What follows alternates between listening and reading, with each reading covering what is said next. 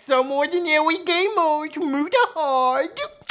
Yeah, ladies and gentlemen, it's not every day you wake up and you get put on a little hit list, blacklist, whatever you want to call it. Now, normally I was always under the impression that the first time I get put on any kind of a naughty list would be on the dark web, typically because of dark web browsing, deep web browsing, the stuff you do on a Sunday when you get a nice bowl of cereal and you look at all the fake Hitman website that exist. Now, of course, about 2 weeks ago, I covered a story in regards to a big VTuber agency known as Niji Sanji, and how they were incredibly unprofessional in regards to one of their talent, who has since quit and basically, re-sparked her old retired persona, Doki Bird, as an absolute champion in this business. Now, of course, ladies and gentlemen, I looked at this situation as objectively as possible.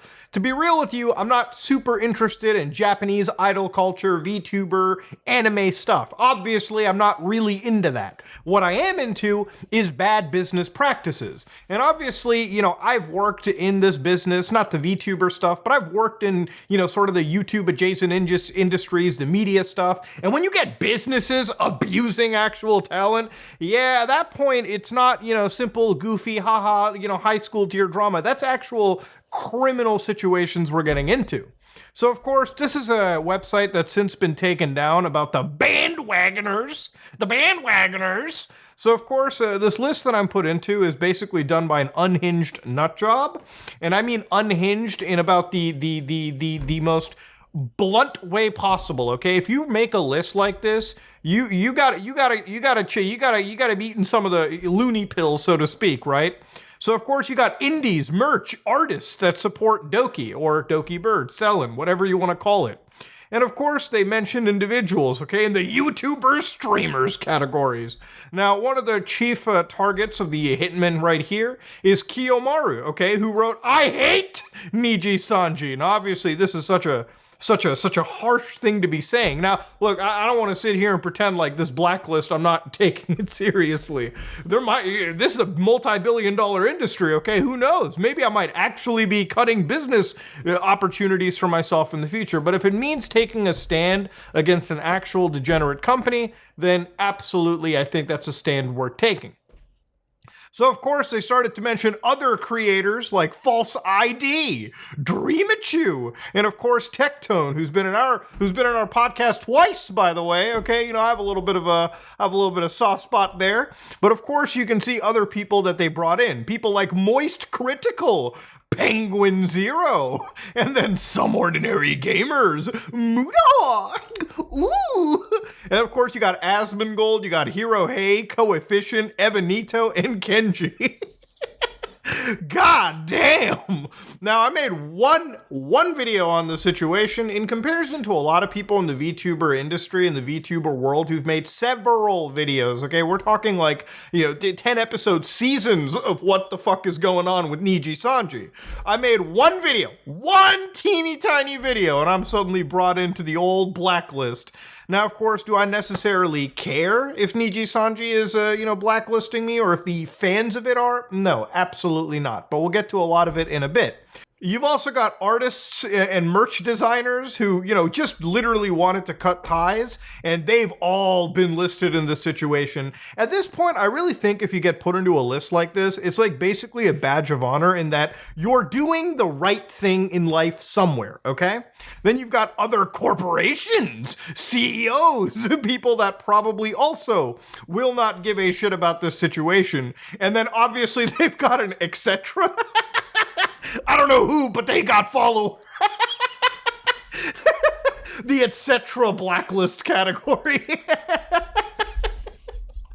Oh man, dude, this is an unhinged organization. Jesus Christ. Now, something that I kind of want to talk about, and I think the actual big story here is the parasocial relationships that have been built around companies. And it's not just VTuber stuff. Just for context sake, even if you put it in like the gaming industry, for instance, fanboys of certain gaming industry, gaming publishers, companies like Nintendo, Sony, Xbox, fans of anything, especially when it's so parasocially attached, end up doing unhinged, downright cringy behavior like this. Now, obviously, for big companies like this and even creators, being parasocial with your fans is it's a net positive, okay? It's one of the reasons why like Minecraft YouTubing is like legitimately so up there, is because the actual personalities have like this literal cult-like, relationship with the people that watch them. And same for companies like Niji Sanji. At the surface level, if you're me and you look at a company like this, you think of a billion-dollar publicly traded, talent agency, okay? Literally a company that would have been found in hell, for crying out loud. And that's all you look at them like, right? You look at them as literally a faceless talent agency. But for a lot of these fans, they're looking at them like this is their dad, this is their mom, this is like a family member, which is outright one of the most unhealthy relationships that you can have. However, for a company like Niji Sanji, that's literally their bread and butter. For a big talent agency, for a big YouTuber agency, for a big like esports agency, that parasocial connection is ultimately the most important thing. It's why sports teams are successful. It's why political parties can be successful. Parasocial stuff is always a positive. If you want to make a lot of money and you want to make a big connection, you want to be literally uncancelable, you want to get away with absolutely the worst activities imaginable, foster those, parasocial relationships. It's ethically damning, sure, but in a case like this, when you see lists, this is why they're made. It's because somebody unhinged, right, has created a list because they have this parasocial connection to the Niji Sanji team, the Niji Sanji Corporation, or, somebody under their talent umbrella. And to understand, this whole situation basically started because the actual corporation was incredibly unprofessional in regards to one of their talents.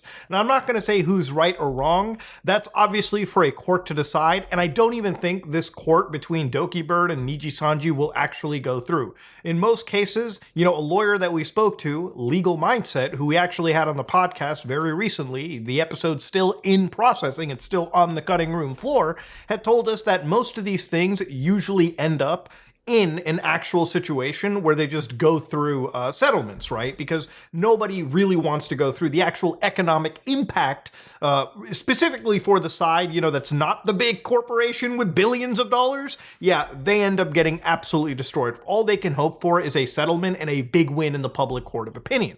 Now, of course, when you looked at Niji Sanji basically talk about like their talent in such a disrespectful term, I believe even for Selen, if we're going to go back to that video, they said that her termination would really have no financial impact. And around that day, their stock price literally plummeted. But obviously, if you're looking at it, and this is why I don't look at these stock prices super duper seriously, they're fun to meme on, but obviously they're still on the rebound. That's how corporations and companies work.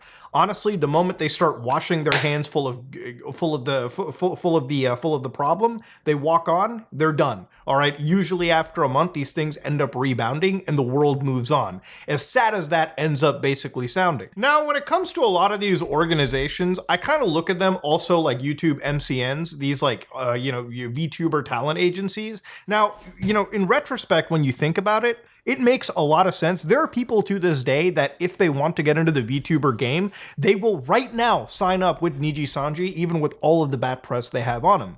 Because what these companies basically do is they go to individuals with no social platform whatsoever, and they basically say, hey, listen, instead of getting, 2 viewers on average, you can sign on with us today. And by this afternoon, you can get 20,000 viewers. Sure, the money you'll be making will be increased. We'll probably end up making more money off of you than you'll actually see yourself. If, let's say these companies make $1 million a year off of one person, and that person ends up through their shitty contract only getting $100,000 a year, to that person who's never had this, paycheck before, that's a big enough paycheck for them, and they'll be willing to take it and run away with it.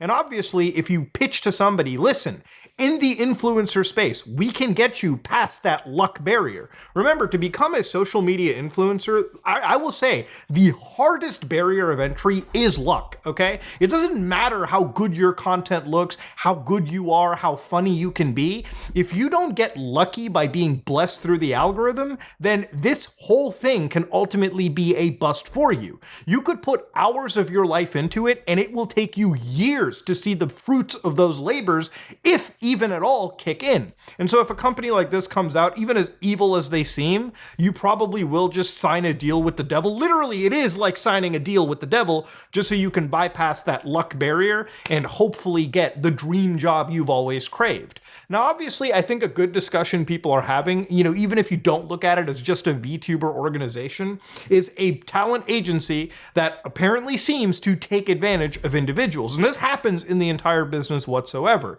It's one of the reasons why I have respect for, Charlie, who owns a company. I believe it's the Human Media Group. And through that company, they do the absolute that they can to assist new talent, to foster them. Instead of trying to basically enslave your talent and become abusive to them, it's about fostering them so they can end up growing, spreading their wings, and ultimately making a mark in the world, and ultimately taking you with them, at least name-wise, as they mature throughout the world, right? That's kind of the whole goal of these situations. Now, obviously, Niji Sanju is one company. There are other companies that have been basically popping up in the controversy wing as well, too. One of those companies was Walkter, who ended up basically, rebranding themselves to something known as 910 Incorporated. And they've had their own, series of controversies as well. Even if you look at the virtual YouTuber wiki with like sources and everything, yeah, they've got situations where they've alleged to have been doxing their own talent, which again, that's great if that actually has happened. Not really, just because you shouldn't be doing that as a VTuber agency. A lot of these people want to be anonymous, so if you end up leaking out contractual information that has their first and last name, congratulations, you took away the only thing, arguably the biggest thing, the biggest reason they even chose to be a faceless YouTuber on the internet, right?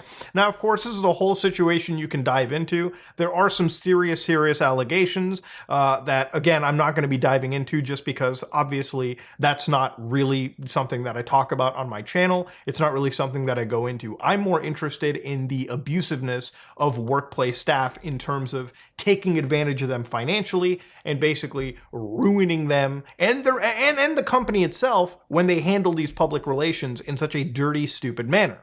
But yeah, honestly, I think being put on a hit list is absolutely worth it. Being put on a blacklist for a VTuber agency is ultimately okay in my books because it's not like this is my business. It's not like I'm a VTuber myself. I'm clearly a fat Indian guy on the internet, face and all. So for me, it's not a big deal if the VTubers get a little bit angry at me. But I think what's important is raising a stink and making people aware that companies like this exist. So if you do ever feel inclined to sign up for a company like this, it may make you do more research and choose to sign up with actual good companies that exist out there. There are good VTuber organizations. There are good talent companies out there.